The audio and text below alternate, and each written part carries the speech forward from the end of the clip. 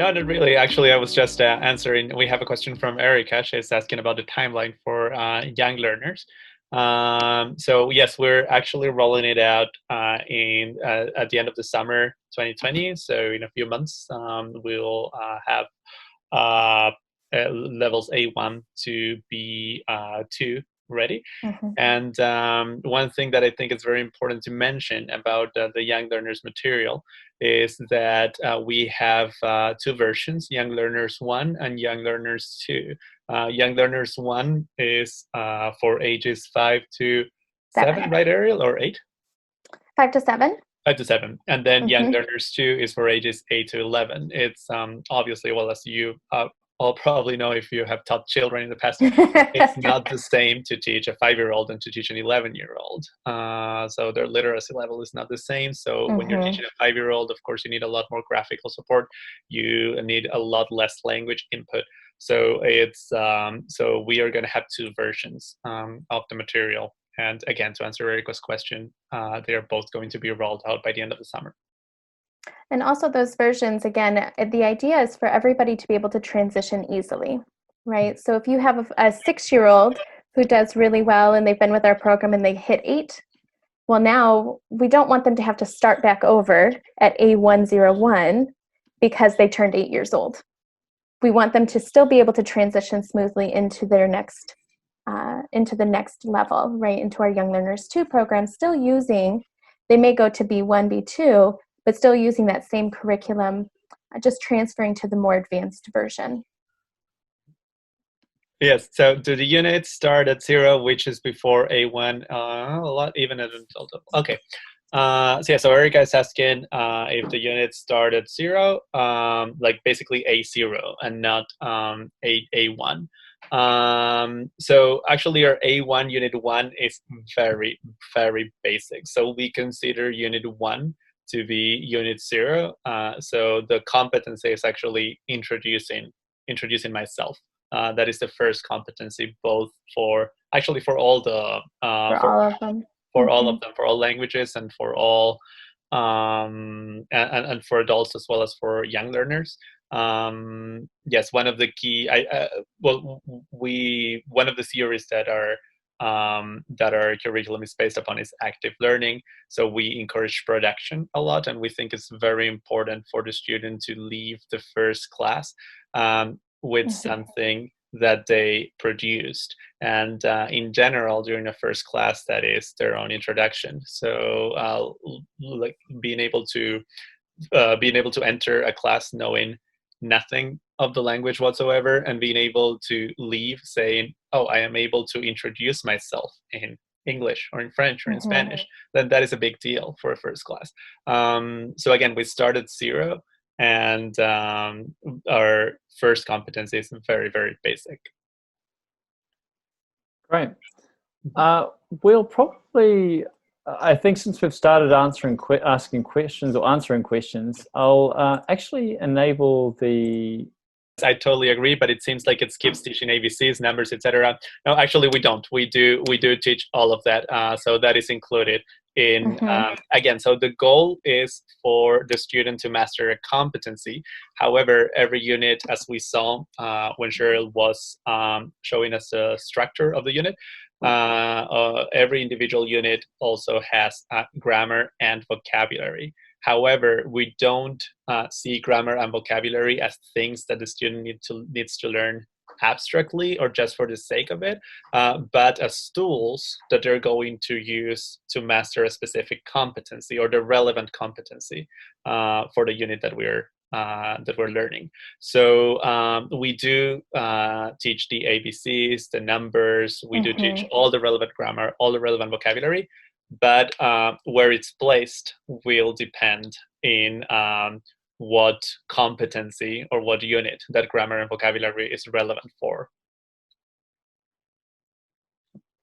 Brilliant. I mean, we can make this a bit more engaging by allowing some people to come up to just being able to allowed to talk. Joanna, I'm going to let you start, and then we can also bring in some others who might want to just discuss something or have any feedback on. Hi, Joanna. All right. One of the questions I had, I suppose, when I saw that material is, I don't know, I'm not an expert in this field, but it seemed to me that a lot of the language was being presented out of context. There didn't seem to be a context, and it just seemed to be like just presenting language. And then, so I just wondered how you feel about contextualized presentation rather than... Yes. Could you perhaps give us an example just to understand it better? Well, for example, the way grammar is presented, it seems to be like just a presentation of rules with examples, but a more accepted way, or a way that I'm more familiar with anyway, I should say, is to have maybe some kind of text, like a conversation, an article, something where the student meets the language in a context and then is kind of guided through discovering through that through questions and looking at the language being used, and working out how it's used, why it's used, what's the structure. I don't see that in the material that we've done. It's a very different approach. And I definitely understand where you're coming from. So in this case, we had to make a decision because we're doing a competency-based curriculum. Then we had to make a decision in terms of the role that we think grammar and vocabulary should have. So even though sometimes grammar, or perhaps like the way that you described, like for example, having a trigger or having a context where the student can basically see or potentially deduct the grammar topic that is being presented before presenting the actual theory of the grammar, even though that is actually a great way to present grammar, and actually, like I myself as a teacher use it, and we encourage other teachers to do it as well.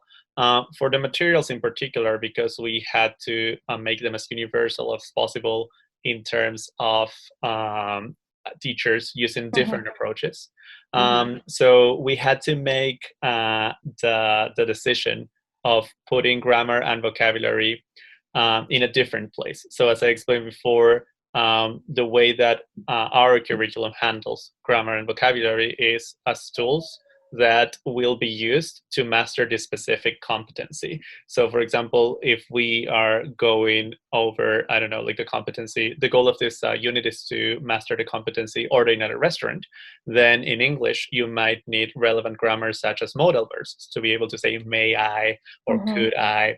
So, so the grammar in a way is presented as a tool to master that competency, and that makes it so that sequentially the grammar has to go before the context. So again, it's not the only way to present a grammar topic, and we encourage teachers to use even the unit differently if they'd like. But we did have to make the decision to present it that way. It was a design decision, so to say. Cheryl, I don't know if you'd like to add something. Yeah, I think the only thing that I would add to that is we do, before we present the rule to the grammar topic, we often present the need to know something. For example, put two sentences out there. One says, I went to the store, I have been to the store.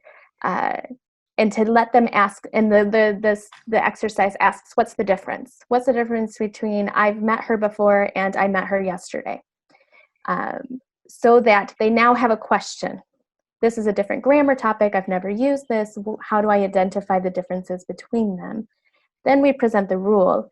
And I think that most teachers find their best version of this. Again, you don't have to use the rule slides. You can skip them and go straight to the exercise slides of how to implement this and practice using it. I think every teacher has their own way of using the materials, which is kind of our goal, honestly, to be able to make everything as adaptable as possible. Okay. We don't want to dictate how the teacher has to teach a class. So that's why we try to make, that's what we say when we say that the materials are universal, or that is what we try to do at least. So we wanted to support different ways of teaching, and also because the same teacher might not have a single way of teaching, but you might want to use different approaches or teach different students differently, because each of your students might have different learning needs, and actually they will have different learning needs. Actually, for example, here we have a comment by Erica who says that in response to the last question, I teach my teachers to use the grammar pages as a jumpstart for conversations. I create questions and conversations using the grammar presented, so they are using it. So that is a great way, actually, to use the grammar or to capitalize on the grammar sections to put them into context. But again, the idea is for the materials to support this as well as other approaches that the teachers might want to use. So some sacrifices are made along the way. Okay, thank you very much for your answers. Sure, thank you for the question. Joanna, was there anything else you'd like to bring up? Otherwise, I'll pass this round. No, we'll let somebody else have a go. Oh, fantastic! We can come back to you. Don't worry. Okay, Ian, would you like to? Is there anything? Sorry, I think I might have done the same. There we are, Ian.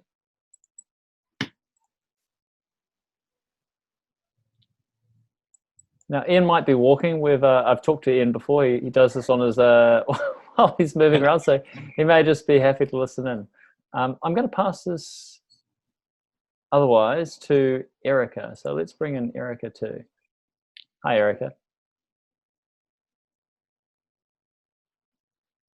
Let's just bring in everybody. Hi there, just to say, yes, I am walking, but I am listening, yes. Okay. No problem. We know you too well, Ian. Easy. Oh, okay. Do you have any questions about the content and how we've created it and maybe what you hope to get out of it?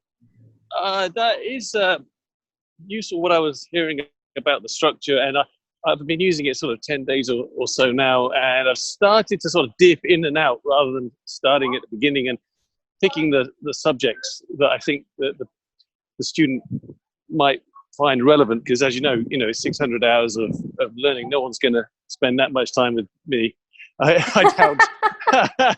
So, some of them are quite good. And also I've sort of learned to sort of skip through the sections, because you can kind of get bogged down in the grammar, which a lot of the guys, they just want to talk. And so using them as sort of jumping off points for conversation and learning new vocabulary seems quite useful. But if I start getting into the grammar, then they sort of start to lose interest. So I'm kind of learning to use it, as a tool more effectively, I think, over the last few days. But yeah, it seems pretty good. Of course, there is this sort of American aspect, but apart from that, thanks for that, Ian. Appreciate that. Yes, we do hear that a lot, and actually, some of our designers are British, and we asked them to write it, of course, like in American English, and they didn't like it either. And but we are considering doing a version for like in British English. So basically the same material, but just like we have like Young Learners 1 and Young Learners 2, having the same adult material for British English and American English, because we hear a lot of British schools and British teachers that are asking for it. Yeah, but because people sort of choose me specifically because I'm British, and then I get lost in some of the terminology, and I think, do I just not understand this, or is it just because it's American? And I have the same problem. I'm American, and it happens to me when I read something in British English, and I'm like, no, I don't understand. What was that? That's it. I just wonder if my students think that, do I actually know what I'm talking about? So, I question it myself. But apart from that, no, jolly good. It's good to be able to do the search tool. I saw in last week's Willem showed how to you type in the word, and you bring up the search feature. That's very useful. Yeah, it really is. Excellent. So jolly good. Thank you for that, Ian. I'll let Erica maybe ask a couple of last questions, and then I think we should be almost ready to finish up. Erica, I don't have any more. I think the material is brilliant. I mean, I love the material. It's I've been teaching for a long time, like almost 15 years, and the traditional books are terrible. So this is way more the approach that I have always taken when I taught. It's very difficult for me to explain what that approach is. So I loved your presentation today. Thank you. Because like, I guess conceptually, I didn't really know what it was that I was doing, but that's exactly what I was doing. So when I found your material, I absolutely fell in love with it because it is the way people need to learn. And I do think that if you get experienced teachers, it's a lot easier for them to be able to kind of run with it. Like right now, my biggest concern is I don't have the capability to record all of the classes. So I'm scared to get any newer teachers because I don't know what they will do. And the more experienced teachers, it's okay because I can explain my goal and my concept and how I want them to really just run with it, and they're thrilled. You know, any experienced teacher is like, oh yeah, you know, I've been dying to do this. You're giving me the, you know, not only the permission and authority, but you're like encouraging it. So, you know, they really love it. And I think with this feedback that I've gotten, and I'm creating my own material right now for the young learners, so I cannot wait until you come up with yours because I am not a content creator. Right. And but I'm excited about that because when I opened it up online, I wanted to add the young learners because, you know, it is a little bit easier to get the teachers for the young learners, and you know, the world is my oyster now. It's pretty cool. Good on you. That sounds great. Thank you so much for sharing that, Erica. Appreciate that. Thanks a lot. One more question. Spanish coming yes. soon to a theater near you? What was that? Sorry, I didn't hear. Spanish? Oh, I switched my thing to my TV. Is Spanish coming soon? Oh, actually, yes. We just released level A1 last weekend, and we are releasing levels A2 to C1 throughout the summer. So, I did not know. Yeah. So we usually run this so that initially we kind of test this first, and then we'll release it across the board and inside the LearnCube platform as well. Yeah, so it may not be available just yet, but it will be. It's basically getting battle tested, which is good. Yes. That's cool. Okay, so by the end of the summer, I should have young learners and Spanish. Yes, indeed. And French is already available as well, levels A1 to C1. Okay, I'm not as interested in French. Okay. But Spanish and English. I live in Latin America, so Spanish and English. Oh, okay. Also. Oh, right. Yes. Yeah. So level A1 is already available, and yes, like you said, and it will be the full CFR levels will be ready by the end of summer. Awesome. All right. Great. Thanks, Erica. Okay. I would like. I know that Joanna comes from or like has been working at a school for a long time, so I did want to just offer the opportunity. Joanna, I mean, it is different for some schools as well, particularly if you've been working in a particular way for quite a while, and you might have quite a range of teachers. Is there anything there that you would like to maybe ask for some thoughts on how to use the materials when maybe you don't have teachers that are maybe as experienced or as comfortable or confident moving around the materials? Or all of yours, are your teachers finding that pretty straightforward to follow along? Yeah, they can follow it along fairly well. Well, I mean, the teachers that we have in the school, I would say are pretty experienced. So, you know, they could manipulate material if they need to. Right.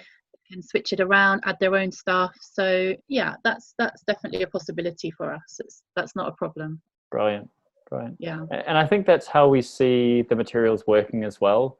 And I think Brian sort of mentioned this initially, is it's not just a gospel and it's not a prescription. It is there to kind of provide a really strong foundation where you add your special mix on top. And it might be even extra resources, whether they be in text or multimedia or even kind of homework or resource function ways. So I think there's a lot of creativity that you can build around the materials. Absolutely, yeah. Great. Well, I think we're almost done. Unless anyone has any last requests, I think we'll finish this up. Thank you so much for that, Joanna.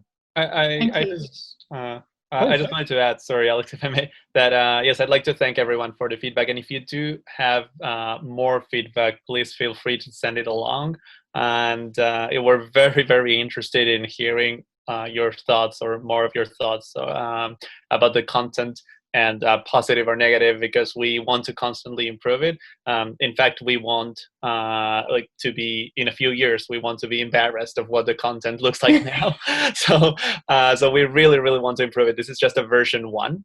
And we hope to have many, many different versions, and each version should be better. So the only way we can do that is by listening to the feedback from the people who are actually using it. So if you have any feedback in the future, or even now, please feel free to reach out to us or to Alex, and we'll be happy to hear it. So thank you so much for listening in. Brian and Cheryl, it's always great listening to you, and you have so much wisdom and experience and advice on this. Really look forward to seeing the new versions of LearnCube content. So thanks again.